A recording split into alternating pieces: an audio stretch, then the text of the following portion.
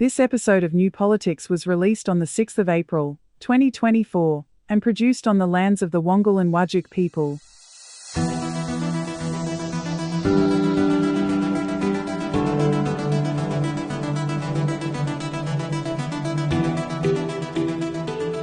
Welcome to New Politics. In this episode, the government finding some voice over Palestine after Israel kills an Australian aid worker, but is it enough? The votes are still being counted in Tasmania after their recent state election. Labor introduces harsh and draconian immigration laws. And we look at the latest opinion polls. I'm Eddie Djokovic, editor of New Politics. I'm David Lewis, hopefully the next Governor-General. And just our regular message, if you'd like to support New Politics, you can support us through Patreon or Substack, or you can go to newpolitics.com.au and purchase one of our books. And all of this is a good way to support independent journalism.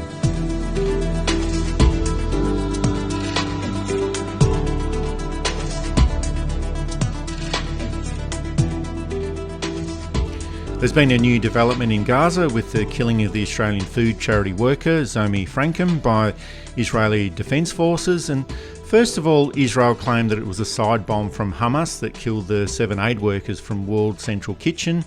No one believed that, so they blamed Hamas anyway for supposedly starting this war. And then when all the evidence started pointing towards the actions of Israel Defence Forces, that's when the Israel Prime Minister Benjamin Netanyahu finally admitted that it was the actions of Israel that had killed Zomi Frankcom and the other aid workers. Now, David, you and I, we've been critical of the lack of actions of the Australian government over Gaza, and it has been a series of weasel words from both the Prime Minister Anthony Albanese and the Foreign Minister Penny Wong over the past 6 months. But there comes a time when governments need to take stronger action, and I think this should be one of those moments. It's distressing. The aid workers who were killed were, someone pointed out in a striking irony, all part of countries that cut aid to UNWRA. Doesn't make it any better, doesn't make it any worse. It remains a terrible, terrible, terrible tragedy for the victims and their families. It remains a war crime from the Israeli Defense Force. And it remains a tragedy that this is still going on, and is the undoing of what should have been a good and positive government. Everything good that they do, and they do a fair bit that is good, gets totally undermined by their weak responses to what is clearly a genocide. I'm not saying Israel doesn't have the right to defend itself, but that's not how you defend yourself. I'm not saying that Israel is a Jewish country, hence all Jews are bad people. Not even close. It's really time that Australia started to act like a grown-up nation. I know that they've got diplomatic ties to America, who is not inclined to be too harsh on Israel, but even Joe Biden has started to bring what were allegedly his private frustrations into public. Rishi Sunak has started to condemn Israel, or the Israeli government,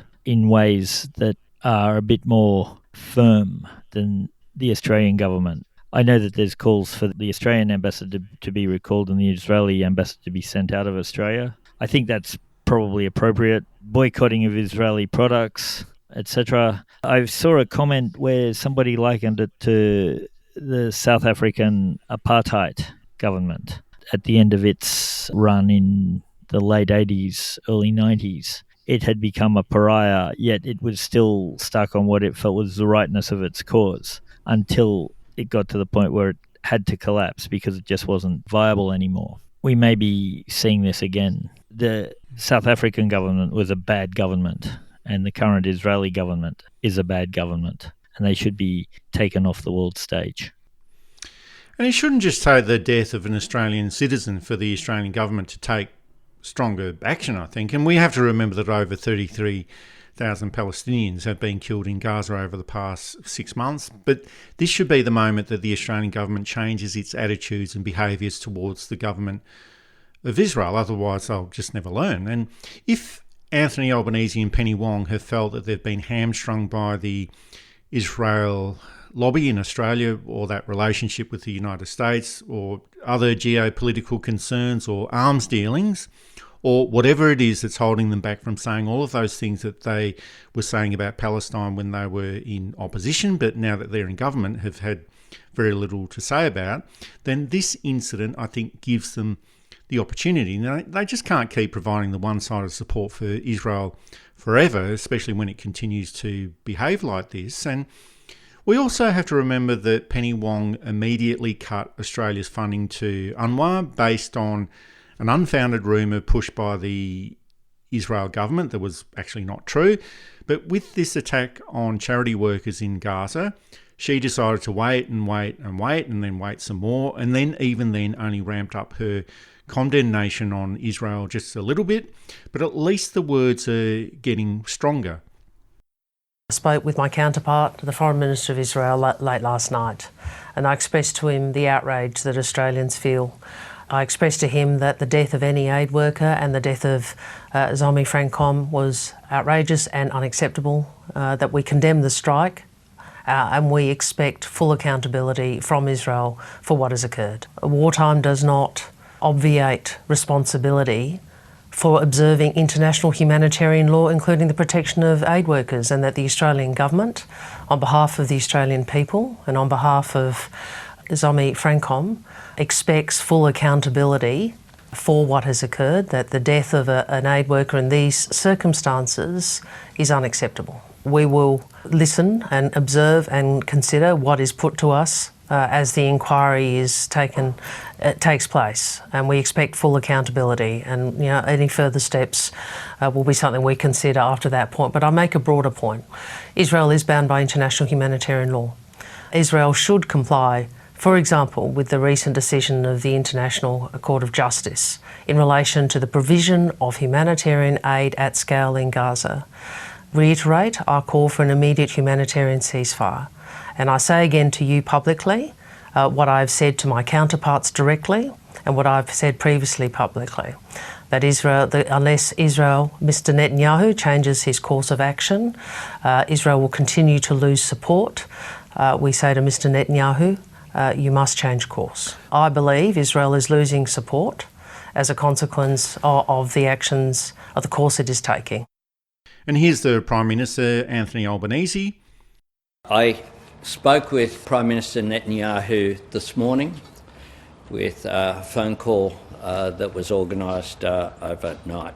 I expressed Australia's anger and concern at the death of Zomi Frankcom. This is completely unacceptable. The Israeli government has accepted responsibility for this, and Prime Minister Netanyahu conveyed his condolences to the family of Zomi Frankcom and to Australia as a result of this tragedy. When I spoke with the Prime Minister, I emphasised the importance of full accountability and transparency, and Prime Minister Netanyahu has committed to full transparency about how this tragedy could possibly have occurred. I conveyed to Prime Minister Netanyahu in very clear terms that Australians were outraged by this death, by this tragedy of this fine Australian. And just for a little bit of context, here's what Anthony Albanese said in Parliament back in 2002 when he sounded more like a member of the Australian Greens. Self-defence is not a blank cheque, and responding to terrorism does not in any way free Israel from its obligations under international law, nor does it justify creating a human rights and humanitarian crisis in Palestine. The creation of the State of Israel in 1948 and subsequent events have produced up to 3.8 million Palestinian refugees to date. The latest escalation of the conflict, the Al-Aqsa Intifada, began with Ariel Sharon's provocative visit to the Haram al-Sharif. It is unfortunate that it was Israel who first funded Hamas. While many Israelis continue to demonise all Palestinians as terrorists, Palestinians experience Israelis as occupiers and employers of cheap labour, interrogators and jailers. Meanwhile, the government of Israel continues to allow fundamentalists to build illegal settlements on Palestinian land. Of course, the art of diplomacy is also the art of treading carefully, but the art of politics is being able to speak to different groups and give them the message that they need to hear. But so far, Albanese seems to be speaking to one part of the community only and still ignoring the other part. And there's been so many times that Anthony Albanese has condemned the acts of Hamas, and so he should have, but I think he'd be well within his rights to condemn the acts of Israel on behalf of the Australian nation, and so he should. It's mind-boggling. Some Labor members, I'm sure Ed Husick and Anne Ali, are deeply frustrated because I'm sure they have slightly less pro-Israel approaches. And again, it doesn't mean that they're anti-Israel or anti-Jewish. It just means that their sympathies might lie with the people of Palestine. And as humans, and you see the endless footage on social media of kids and civilians with horrific injuries and corpses, and how can your heart not go out to this? Tony Burke. I note there was a bit of bad press on Tony Burke with all kinds of allegations, and I also note that they went nowhere. So I suspect most of them were baseless and groundless. But Tony Burke has been a decent voice. His electorate has a very high Middle Eastern population, and he's done the right thing and supported his community, as I would expect any member of parliament to do, even the communities I disagree with. It becomes a tragic debate that we have because there's a few prominent voices that have the ear of senior cabinet, and senior cabinet seems to be hamstrung by this. 95% of power is perception, and I think it's time the perceptions were changed. And there have been suggestions that the Israel Defence Forces deliberately targeted this charity group to send a message to other charity groups to not come to Gaza to offer aid to the Palestinian community, and we'll probably never find out if that's the case or not. And here's the British news presenter Richard Midley making his commentary about this incident. This execution, which is what it was, effectively, this execution of 7 aid workers, feels like some sort of watershed this morning, doesn't it? Because this time yesterday, as the news was breaking, the general assumption was, before the details came through, that it was probably some sort of awful collateral damage, that these workers had been killed incidentally in some other kind of conflict. But now we know that it was extremely targeted. The first vehicle was hit in this small convoy. Some of the workers survived and managed to get out and get into another vehicle. That moved off. That was hit. Then there was one third vehicle that was still proceeding, and about a kilometre later, that was hit. So they were hit 3 separate times. And just look at this. I mean, this is bullseye aiming. Absolutely no accidental collateral damage here at all. This is an execution. But we are still getting those criticisms of, well, what can Australia really do? And there's actually a lot that Australia can do. As you mentioned before, David, they can recall the Australian ambassador in Tel Aviv. They can suspend the Israel ambassador in Canberra. And it doesn't have to be forever. It can just be for a couple of weeks just to send the message. They can pause the arms trade with Israel, remembering that there were 52 military export licenses to Israel in 2023. They could garner support for trade and cultural sanctions against Israel, or at least make a threat of doing this. And also remembering that these are all the things that Anthony Albanese has called for while he's been a member of Parliament. Not so much recently, of course, but he's been in Parliament for 28 years, and the first 5 or 6 years were consumed with the issue of Palestine for Anthony Albanese.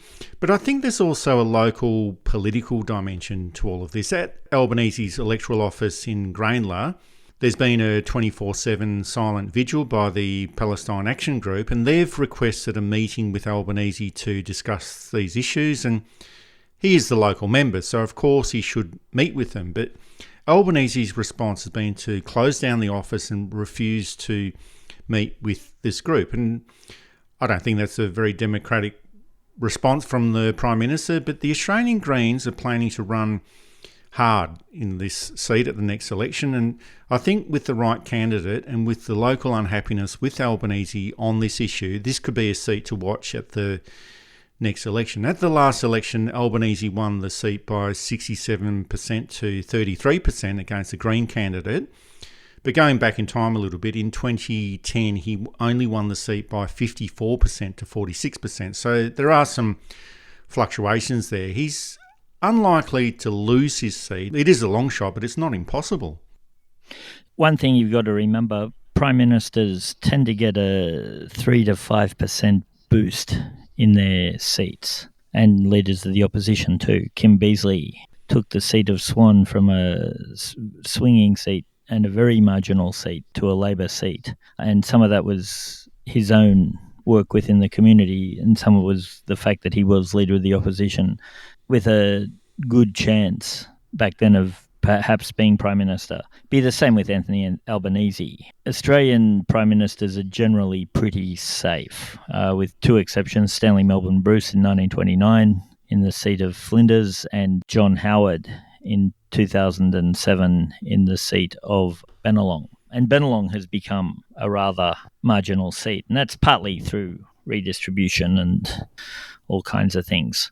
Having said that, feelings are running very high, and a lot of the people in the seat of Grayndler are a bit more anti-genocide than, say, in other seats. There's a bit more of a green tinge, you might say. Jenny Leong is a state member who's a Green, and she shares quite a bit of representative area with Anthony Albanese. So it's not impossible at all.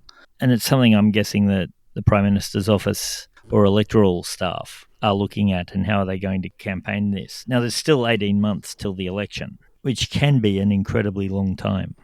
They'll have to start working now, and they know this. I'm not suggesting that this is what they've got to do. I think this is what they've started doing in making sure that he keeps the seat of Grayndler. Because more so than with Howard in 2007, there was talk that you'd have the Prime Minister lose his seat, but the Liberal Party still retain government. In this case, I think it would be possible for the Prime Minister to lose his seat, but Labor to still form a minority government with somebody else as Prime Minister.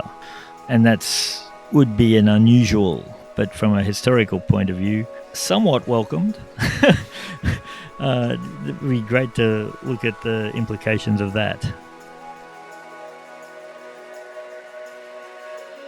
This is New Politics with Eddie Djokovic and David Lewis, one of Australia's top 10 podcasts on Australian politics and news commentary. You can also find us at newpolitics.com.au, and you can also support us through Patreon and Substack.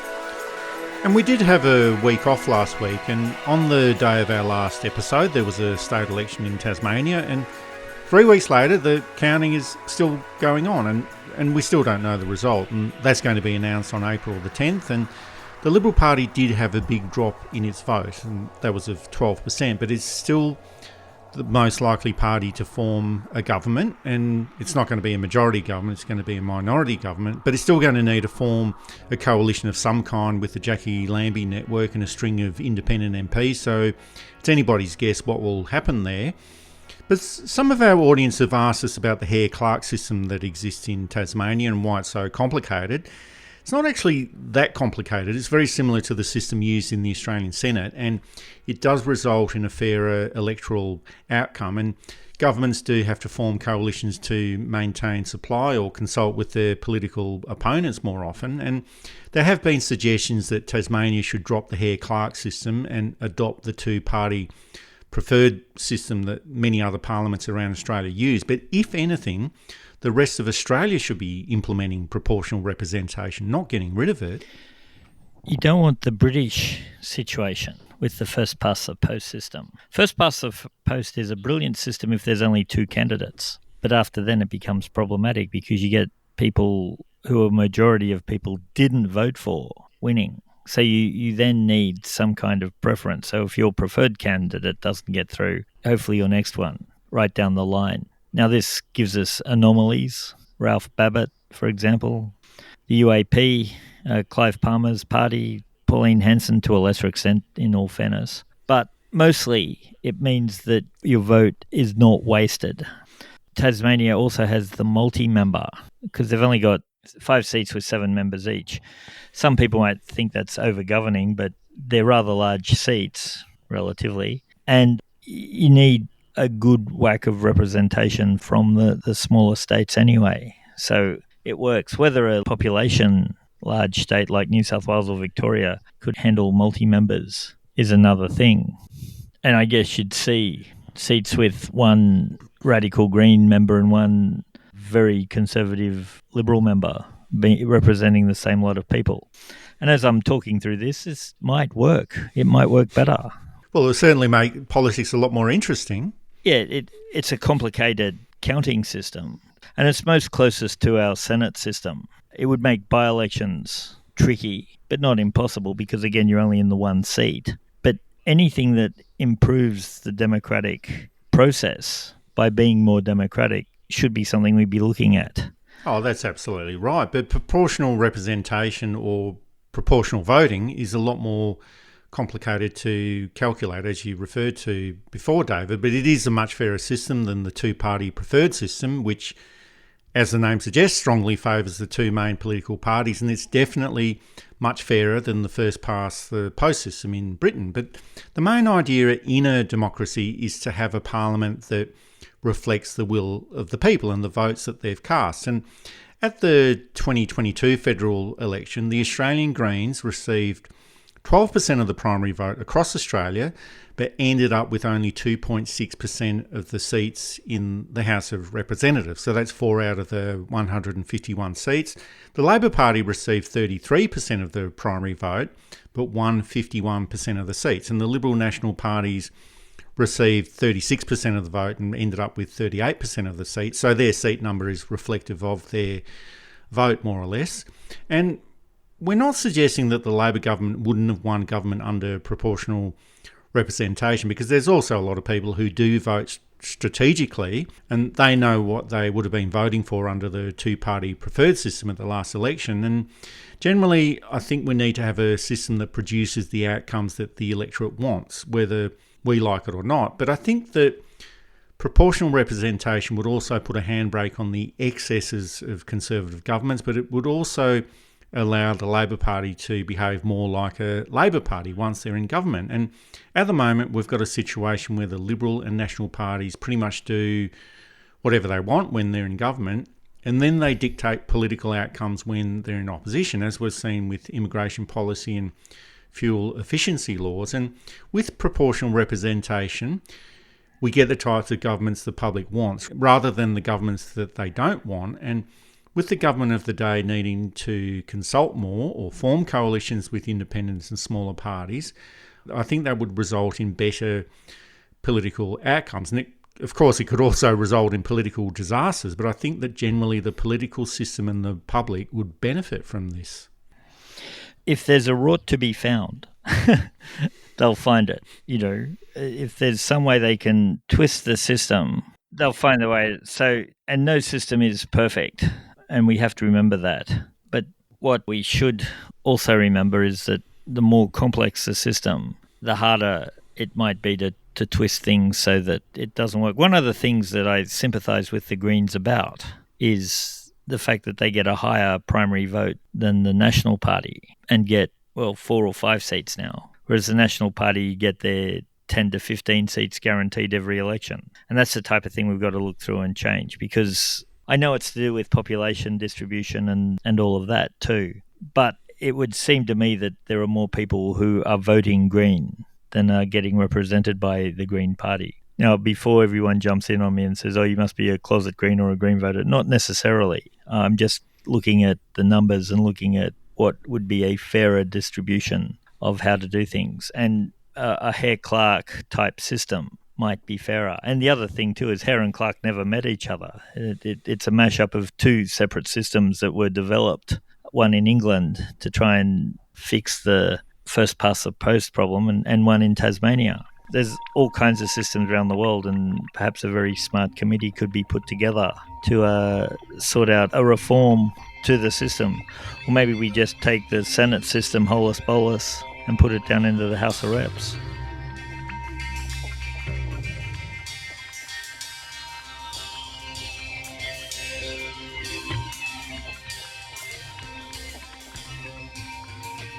How can we have a situation where we have no legal power to compel people to work with us to remove them from the country when they have no right to be here? I think the ASF 17 case does show that it is important that we have these powers. It's not the only reason why we're doing this, though. And also, while we were away last week, the Labor government proposed even harsher immigration legislation, and it's given the immigration minister even more powers. It's made it easier for the government to deport people, and it's implemented minimum mandatory prison sentences for people who refuse to comply with deportation processes. And this is actually against the Labor Party's national platform. Harsh immigration legislation is always a sign of a government in trouble or a minister in trouble, and the immigration minister, Andrew Giles, is in quite a bit of political trouble at the moment with questions about his competence and the handling of the portfolio, and this applies to a lesser extent to Home Affairs Minister Claire O'Neill. Asylum seekers have always been the go-to issue when a government needs a political diversion, but they shouldn't be used to save the political skin of a minister who's having political trouble. No, refugees are human beings who are in very desperate situations, who need help, support, compassion and care. To kick them around in the way that both sides of government do is appalling. And it doesn't have to be like that. Malcolm Fraser treated refugees well. Bob Hawke treated refugees well. And the whole of Australia was better for it. Sure, we need to process, we need to check that there's no transmissible diseases that might run into a problem. We need to check that we're not letting in criminals and that claims of asylum are for genuine reasons, not for the police are after me because I robbed 5 banks type thing, but the police are after me because I'm a political opponent. So we need some kind of process just to keep the broader country a little bit safer. But this shouldn't take the form of punishment because we know most people are going to be fine. And in the case of a transmissible disease, it's okay, you go into quarantine until we've sorted it out. Not we send you back to where you came from or we send you on in the hope that the next place will take you. Offshore detention is a disgraceful solution to a problem that doesn't really exist. Putting people in the middle of the desert is in barely habitable houses is not a good way either. What we need to do is process everybody as quickly as humanly possible and humanely possible and get them either into the community and not necessarily shovel them off to country towns straight away. I think that's a good medium to long-term solution because, yes, there's housing and population crises, etc. But I think integrating people into the community as best as you can, making sure that they're all right as best as you can, and sending back those who want to go back once situations have settled down in their home country. I think that's a good thing too. Again, only sending them back when it's safe. I think that's a good thing too. We don't want to destroy the countries by taking all their best and brightest. And I think this process just repeats that cycle on immigration law and asylum seekers. Whenever there's issues that come up in immigration or with asylum seekers, even more draconian laws are put in place. And it's usually the coalition that implements these harsh and nasty laws. And not to be outdone, the Labor Party, when it's in government, shows that they're up to the job of terrible and draconian laws as well. And I think this will probably keep going to the point where we get capital punishment in this situation. And it doesn't really matter whether it's the Liberal National Parties or the Labor Party in government. It's always a race to the bottom in this area. And just so it doesn't get political blowback, Labor always proposes legislation that will be supported by the coalition, and it will never look to the Australian Greens, of course, because they'll never support this rubbish. So that's why we end up with bad legislation that bypasses Labor's own national platform and contravenes the United Nations Refugee Convention. The guidelines are there and we should follow them and not listen to our appalling media and not listen to the strident voices of the right. You'd think that Labor would have learnt this by now, but they seem not to have. We've also discussed this before, but the Liberal National parties don't need to be in government to implement this sort of agenda. There's usually a dose of disinformation from Peter Dutton, and then a scare campaign is ramped up by the right-wing media, and then the job gets done by Labor. And it's also the same on other issues. The ute tax gets run by Peter Dutton, and then the scare campaign in the media.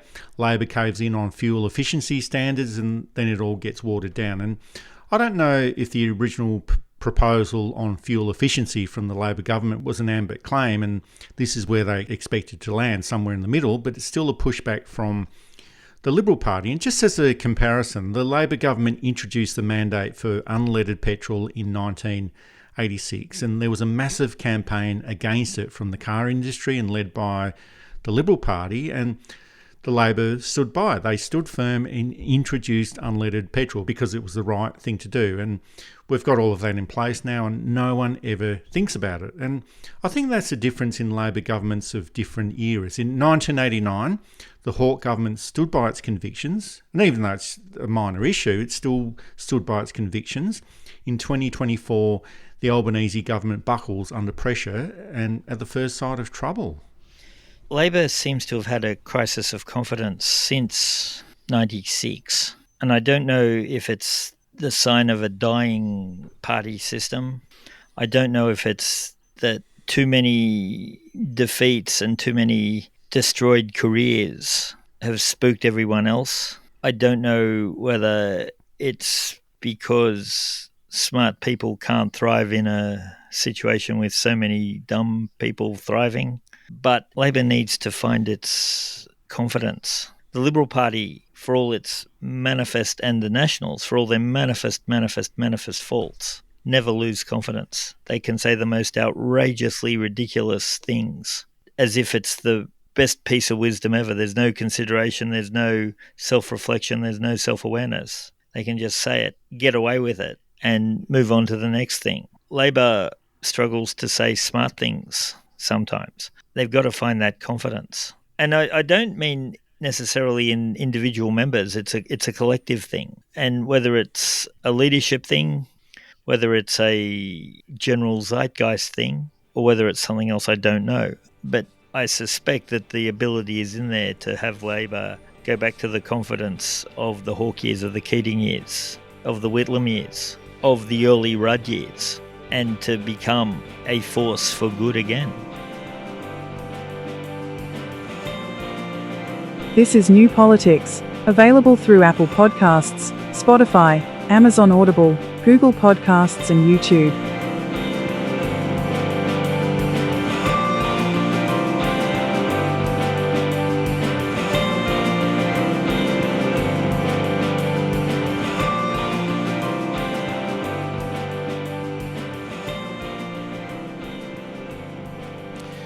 And in other news, the Liberal Party has decided to ignore all the messages it's getting about getting more women into its parliamentary ranks, and it's had 3 recent pre-selections and they've all chosen men. In the seat of Corangamite in Victoria, the Liberal Party has pre-selected Darcy Dunstan, a former SAS soldier, and this follows on from the selection of Simon Kennedy to replace Scott Morrison in the seat of Cook, and finally the Liberal Party has pre-selected Tim Wilson in the seat of Goldstein. So I'm not sure if that's going back to the future or forward to the past, but whichever way you want to look at it, I don't think it's a great decision. And despite what the electorate keeps telling the Liberal Party, and despite, David, what we've been telling the Liberal Party for over the past 5 or 6 years, they feel that their success lies in avoiding 50% of the electorate, and they seem to think that continuing to choose men for the Parliament is the future of the Liberal Party. I'm struggling to comment because it's so ridiculous. Why you would put Tim Wilson, who lost the seat of Goldstein, back in? And it's not as if it was a swinging seat and he only lost by a couple of hundred votes. And, you know, I get that. Both parties do that too. You get a good candidate and they nearly win one election, you put them in the next and it's close. That's fine. But yeah, Zoe Daniel is not going anywhere. And if she was going anywhere, it's not Tim Wilson who is evicting her. It's almost anyone else in the country. I'm surprised he didn't go for the Senate seat that went up, or actually maybe he didn't get it. Maybe the Senate selection boards are a bit smarter and know losers when they see them. Simon Kennedy didn't do all that very well in Bennelong, which is, as I said before, now pretty much a marginal seat. They putting him into Cook may find that they lose Cook, given the unpopularity of the previous incumbent. And I know there's a big swing, but we've had big swings before. Putting in ex-SAS soldiers is just not right either. It sends all the wrong messages. And the Liberal Party struggles on women, on people of colour, on disabled people. All of these people need representation. Now, in the inner city of Sydney and Melbourne, there's people of colour and Middle Eastern people in the Liberal branches, but they've got no chance of winning any of the seats. And that, I think that is a real pity. So in those 3 seats, I did have a good look at the pre-selection battles, and the Liberal Party did have some very good women candidates to choose from in all of those 3 contests, but they chose another conservative Christian guy in the seat of Cook, and he doesn't even live in the seat. So just to make sure that they wouldn't choose a woman, they got a man from outside of the seat to run, and he's not actually even enrolled in the seat to vote. So he can't actually vote in the seat that he's running for. And the Liberal Party already has got 2 former SAS soldiers in its party room, so it's decided for some reason that it needs 3. Tim Wilson seems to be driven by revenge after losing the seat of Goldstein to Zoe Daniel in 2022. But the point is that women are unrepresented in the Liberal Party, and the only way that this can be changed is by pre-selecting women who then go on to win the seats. And it doesn't happen just by waving a magic wand and then all of a sudden you've got 50-50 representation.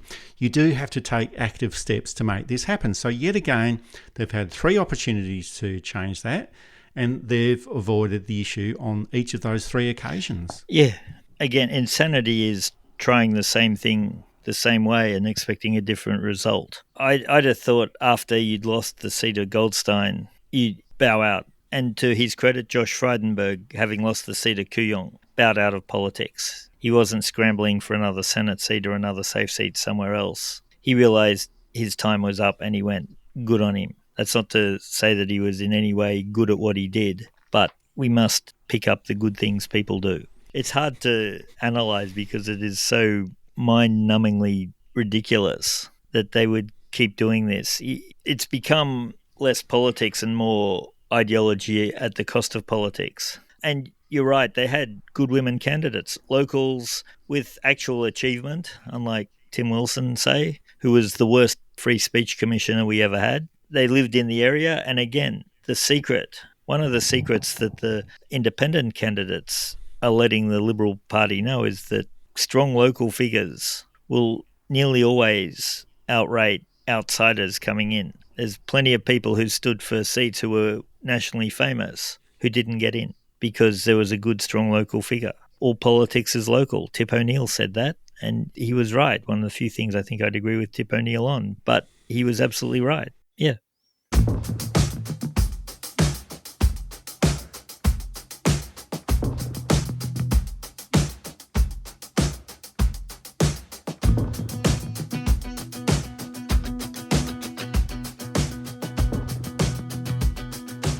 The recent polls have got some mixed results. Newspoll and the Morgan poll each have the Labor government ahead at 51% to 49% in the 2-party preferred vote.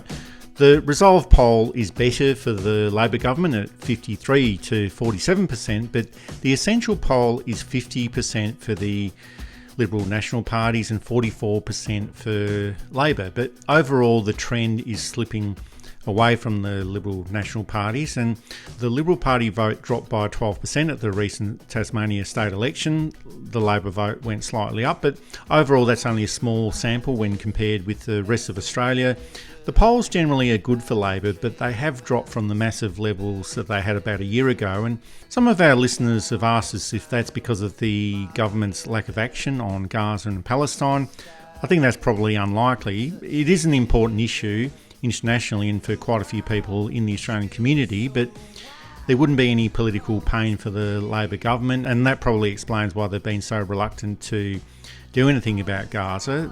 And I think it's more because they've been seen as a bit of a disappointment. They're seen as liberal light on quite a few issues that are important to Labor supporters, but it's probably more about the natural grind of government. And 2 years into a change of government, the electorate just gets used to them, and they're not that enthused about a new government anymore. And that's not to say that this is good news for the Liberal Party. They've got far more problems than the Labor Party has got.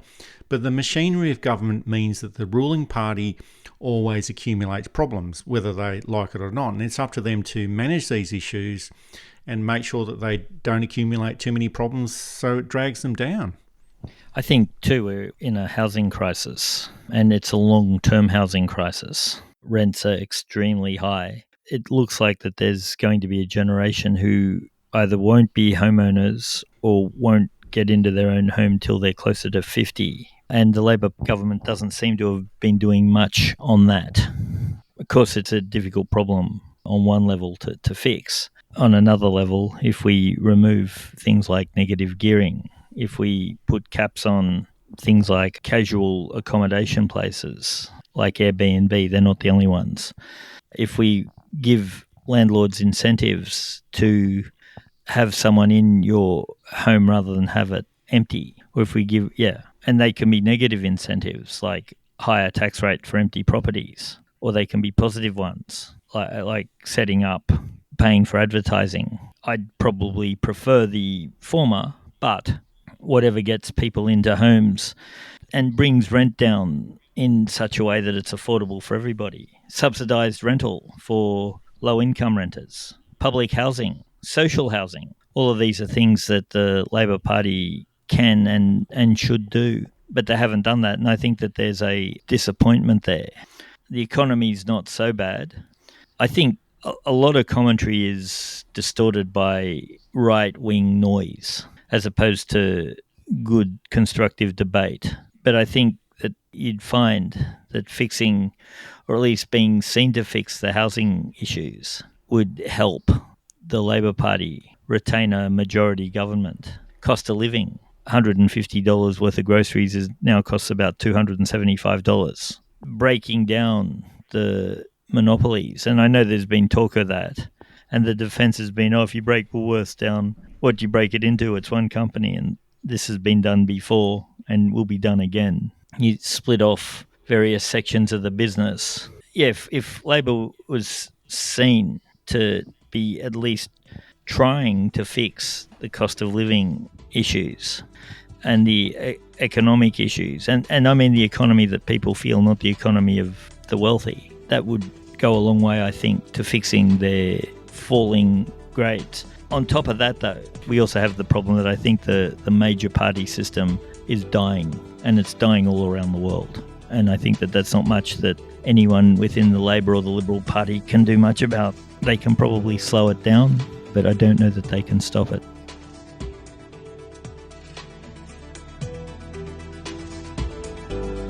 That's it for this episode of New Politics. Thanks for listening in. And if you'd like to support our style of journalism and commentary, please make a donation at our website at newpolitics.com.au. We don't beg, plead, beseech or gaslight you about journalism coming to an end. We just keep it very simple. If you like what we do, please send some support our way. It keeps our commitment to independent journalism ticking along. I'm Eddie Djokovic. Thanks for listening in, and it's goodbye to our listeners. I'm David Lewis. We'll see you next time.